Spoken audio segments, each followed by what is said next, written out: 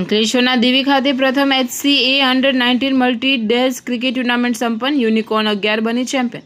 અંકલેશ્વર યુવા ક્રિકેટરોની પ્રતિભાને ખીલવવાના આશય સાથે હાઈટેક ક્રિકેટ એકેડમી દ્વારા આયોજિત પ્રથમ HCA under nineteen multi days tournament 2024 અંકલેશ્વરના દેવી સ્થિત રોયલ સ્પોર્ટ્સ ગ્રાઉન્ડ ખાતે ભવ્ય અને સફળતાપૂર્વક સંપન્ન થઈ છે. આ રોમાંચક ટુર્નામેન્ટની ફાઇનલ મેચમાં યુગ પટેલની કેપ્ટનસી હેઠળ શાનદાર પ્રદર્શન કરીને યુનિકોર્ન 11ની ટીમ પ્રથમ ચેમ્પિયન બની હતી, જ્યારે મિત મોદીની આગેવાની હેઠળ VRF ક્રિકેટ ક્લબની ટીમે રનર્સઅપનું સ્થાન મેળવ્યું હતું.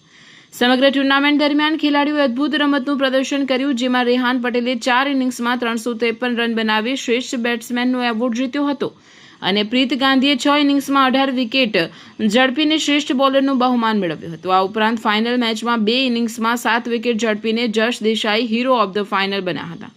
ટુર્નામેન્ટમાં ઓન ફિલ્ડ અમ્પાયર તરીકે ઇમરાન વેમી અને હુમૈદ સૈયદ નિષ્પક્ષ ભૂમિકા ભજવી હતી. આ ટુર્નામેન્ટના સમાપન સમારોહમાં BCCIના ક્વોલિફાઈડ કોચ અને અમ્પાયર અસફાન પઠાણ મુખ્ય અતિથિ તરીકે ખાસ ઉપસ્થિત રહ્યા હતા.